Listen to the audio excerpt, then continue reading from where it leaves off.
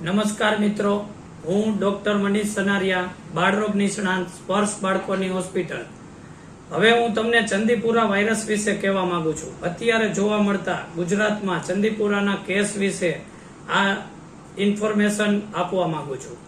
સૌથી પહેલા આ કેસ મહારાષ્ટ્રના નાગપુર જિલ્લાના ચંદીપુરા ગામમાં જોવા મળ્યો હતો. લગભગ અરાઉન્ડ 1965માં પહેલો કેસ જોવા મળ્યો હતો.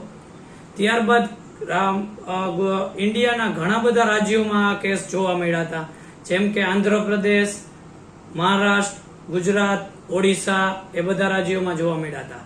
અને ગુજરાતના ઘણા બધા જિલ્લામાં પણ આવા કેસ જોવા મળ્યા હતા. પંચમહાલ, દાહોદ, છોટાઉદેપુર, વડોદરા આ બધા જિલ્લાઓમાં પણ કેસ જોવા મળ્યા હતા.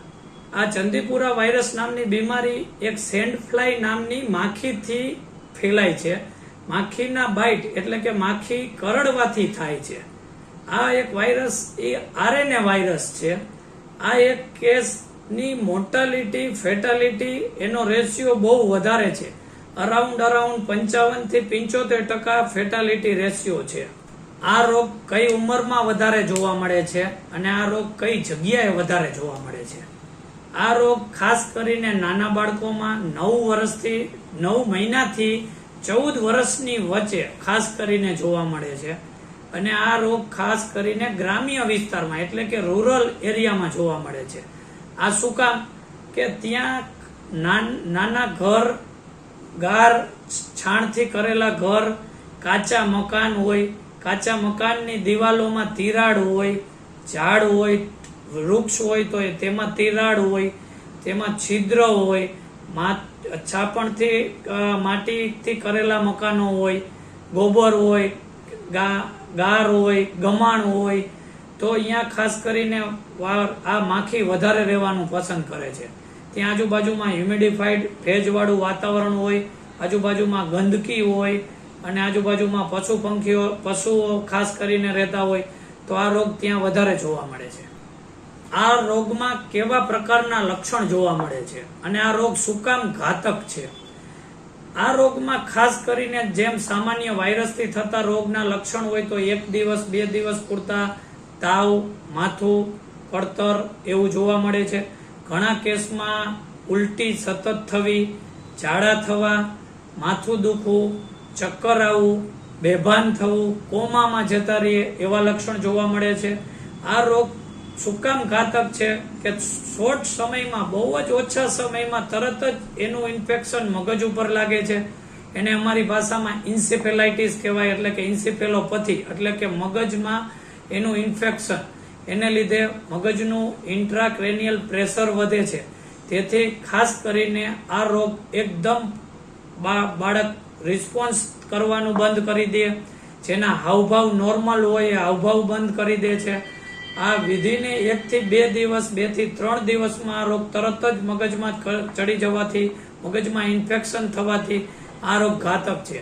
ઇન્સેફેલાઇટિસ એટલે કે શું? તો કે મગજનું ઇન્ફેક્શન, મગજમાં ઇન્ફ્લામેશન.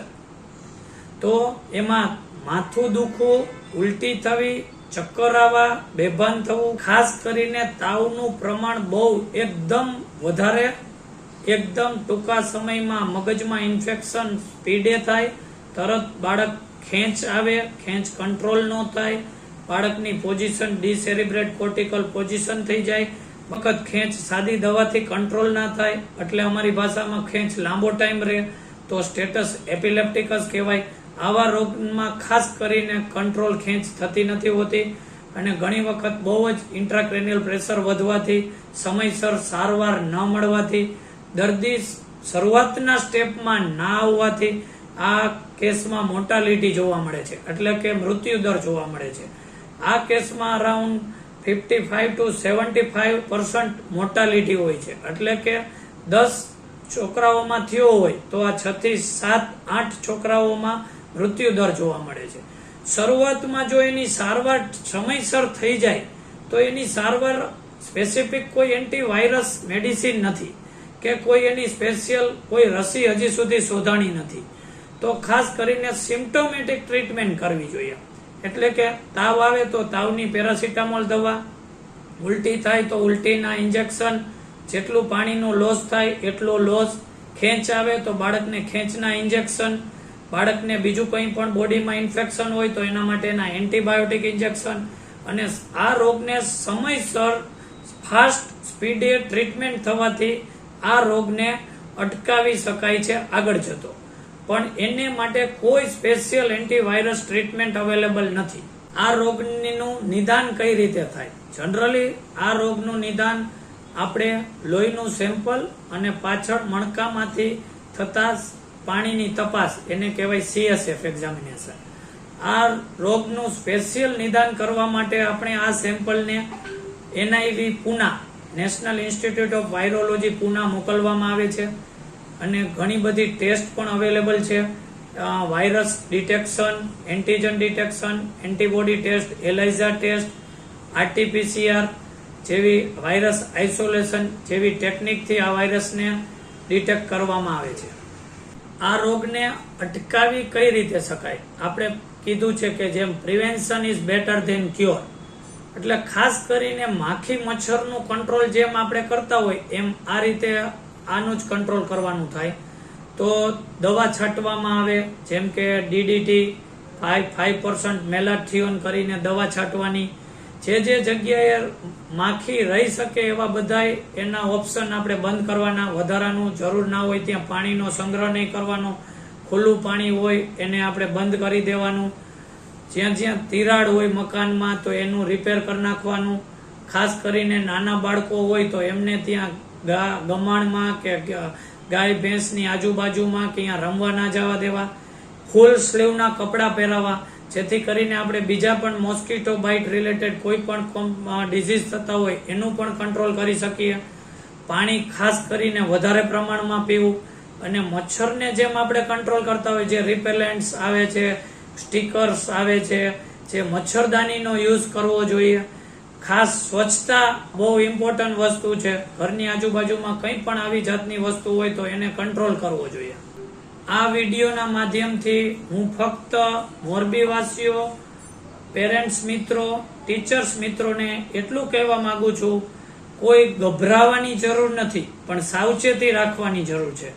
ટેન્શન લેવાનું નથી, પણ આપણે ના થાય પ્રિવેન્શન કઈ રીતે કરી શકીએ એ માટે ખાસ જોવાનું છે. અને કંઈ પણ આવા પ્રકારના લક્ષણો લાગે તમને કે ખાસ અતિ તાવ, ઉલટી, માથું દુખે, ચક્કર આવે, બેભાન થાય, ખેંચ આવે તો તાત્કાલિક તમે બાળકોના ડોક્ટર અથવા નજીકના આરોગ્ય કેન્દ્રમાં તમે સમયસર ટ્રીટમેન્ટ કરાવો.